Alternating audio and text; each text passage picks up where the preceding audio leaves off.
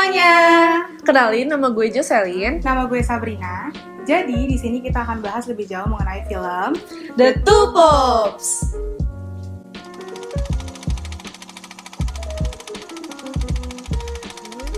Jadi pada film ini, yaitu film The Two Popes, menceritakan tentang seorang pope bernama Joseph Ratzinger dan seorang archbishop bernama Joseph Bergoglio. Mereka ini bertemu di kota Vatikan yang saat itu sedang mengalami banyak skandal karena mereka dikatakan tidak peduli dengan masalah di masyarakat modern saat ini. Dan gereja-gereja Katolik pun juga dianggap seperti itu. Film ini disutradarai oleh Fernando Meirelles dan diproduseri oleh Dan Lin, Tracy Stewart, dan Jonathan Erich. Nah, tidak lupa juga ada yang menuliskan cerita ini, yaitu Anthony McCarten. Lalu ada pemeran utamanya, yaitu Anthony Hopkins dan Jonathan Pryce.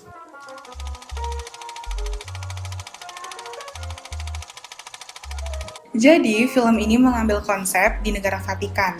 Negara Vatikan merupakan negara yang masih menggunakan sistem teokrasi tidak langsung. Sistem teokrasi tidak langsung merupakan salah satu sistem yang membuat paus atau pemimpin suatu negara menjadi tangan kanan Tuhan. Yang mana akhirnya membuat dalam film ini menyisipkan suatu scene di mana memperlihatkan bagaimana mekanisme pemilihan paus itu sendiri. Karena mereka menggunakan sistem monarki elektif, akhirnya mereka menggunakan Dewan Kardinal untuk mengadakan suatu pertemuan besar yang kemudian disebut dengan nama konklav. Jika sudah menyentuh hal-hal yang berbau politik, orang sesuci apapun, bahkan orang yang sudah dilabelkan sebagai orang yang suci seperti paus, mereka tidak luput dari dosa. Nah, di film ini diceritakan bahwa para calon kandidat membentuk kubu untuk mendominasi para kardinal yang ingin memilihnya. Nah, mereka mendominasi dengan cara menjunjung tinggi nilai kekeluargaan yang ada di antara para calon kandidat. Nah, dengan itu para kardinal akan memilih para calon kandidat paus yang baru. Menurut keakuratan sejarahnya, film ini dinilai kurang karena hanya menunjukkan sebagian kecil dari apa yang ada sebenarnya. Hal ini berkaitan dengan pada saat pemerintahan Paus Benedictus ada skandal politik global yang sangat besar.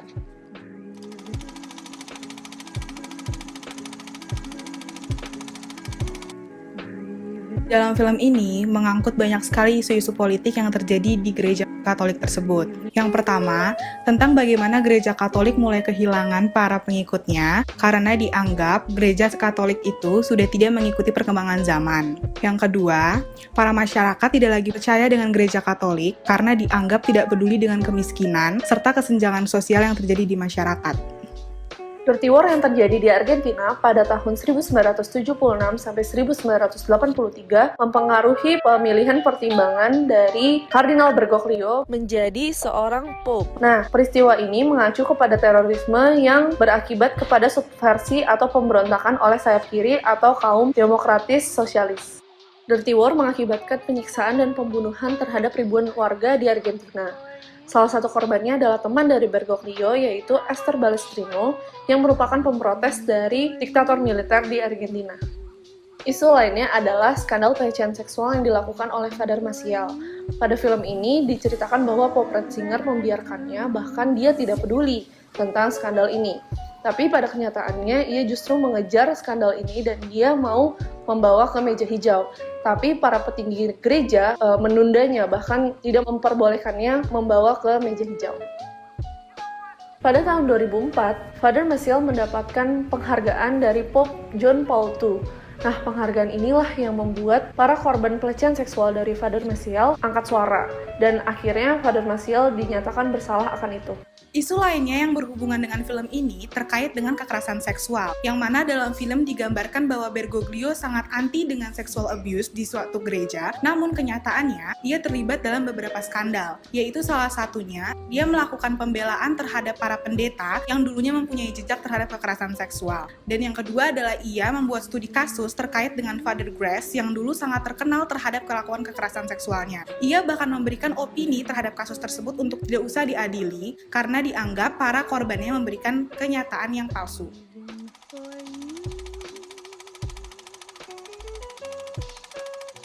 Film ini dapat menyajikan jalan cerita dengan cara yang sangat baik, yaitu mereka bisa mengkombinasikan 3 poin penting dalam film ini, yaitu tidak hanya menyajikan jalan cerita yang serius dan menegangkan, namun mereka menambahkan bumbu-bumbu komedi dalam film ini yang mampu memberikan efek lucu dan tidak kaku dari film tersebut. Dalam perihal editan, mereka menggunakan footage televisi ketika menanyakan pendapat para masyarakat Katolik sekitar tentang pendapat bagaimana Paus Benediktus XVI sebagai paus pengganti dari yang sebelumnya. Tentunya bagi yang pro maupun yang kontra berharap agar gereja yang sekarang menjadi lebih tidak kaku dan mendapatkan paus baru yang lebih reformis. Dari segi penggarapan, film ini menggunakan teknik semi-dokumenter yang terlihat amatir. Itu terlihat jelas ketika adegan dua paus sedang berbincang, framing angle yang digunakan terlihat tidak kontras, dan transisi yang digunakan pun terlihat sedikit amatir. Namun, nyatanya itu menjadi daya tarik tersendiri dari film tersebut. Nyatanya, walaupun dalam film ini didominasi dengan adu argumen antara kedua belah paus, namun pengambilan shot gambar yang tidak monoton menjadi daya tarik dari film ini. Begitu juga dengan warna hitam putih yang mengiringi scene masa lampau Bergoglio, itu juga menjadi salah satu kekuatan dari film tersebut. Yang tidak kalah menarik adalah penggunaan lagu Dancing Queen sebagai lagu favorit Bergoglio, itu menambah daya tarik dari film ini. Begitu juga dengan adegan-adegan lucu, serta lagu-lagu klasik bertemakan Latin yang digunakan untuk mengiringi scene dari Bergoglio muda. Hal tersebut dapat dikombinasikan dengan cara yang sangat baik dalam film ini. Visual effect pada film ini diterapkan pada bangunan-bangunan gereja, pada lukisan-lukisan di dinding gereja, dan juga keramaian yang menyambut paus baru. Lalu digunakan juga teknik de-aging untuk wajah aktor dari Paus Franciscus untuk membuatnya lebih muda. Lalu yang terakhir juga ada sinematografi. Sinematografi ini bisa dilihat dari gerakan kamera yang memiliki makna tersirat pada scene-scene yang tertentu. Nah, sinematografi pada film ini terlihat pada scene di mana Bergoglio dan Ratzinger sedang berbincang di taman yang berakhir dengan perdebatan. Lalu di dalam film ini juga diletakkan simbolisme di suatu latar adegan, yaitu ketika dua paus tersebut sedang mengakui dosa, mereka melakukan hal tersebut di ruangan yang putih dan cerah, yang tentunya berbeda dengan kebiasaan ketika dilakukan di suatu tempat yang gelap dan tertutup. Di situ ingin menyampaikan bahwa ketika seseorang sudah menyampaikan dosanya dan sudah diampuni, orang tersebut akan kembali suci dan bersih.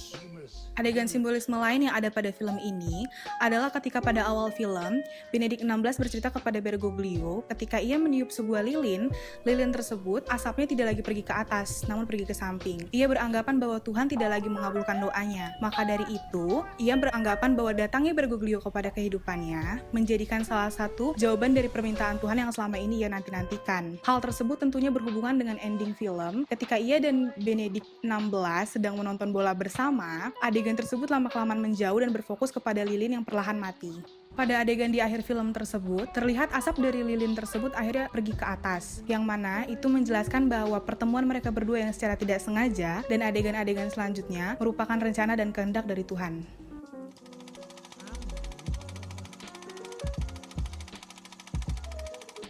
Film ini menyuguhkan banyak sekali pembelajaran. Yang pertama, yaitu seorang pemimpin agama atau seorang paus tidak harus menjadi sempurna, karena seorang paus juga merupakan seorang manusia, jadi dia juga mempunyai hak yang sama seperti manusia pada umumnya.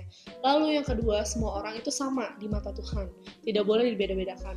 Lalu yang ketiga, kita juga belajar mengenai kita harus menghargai perbedaan di antara semua orang dalam bentuk apapun. Nah, sekian pembahasan dari kita. Jangan lupa nonton filmnya ya. Bye-bye!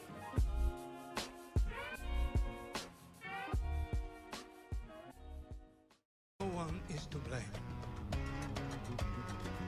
Everyone.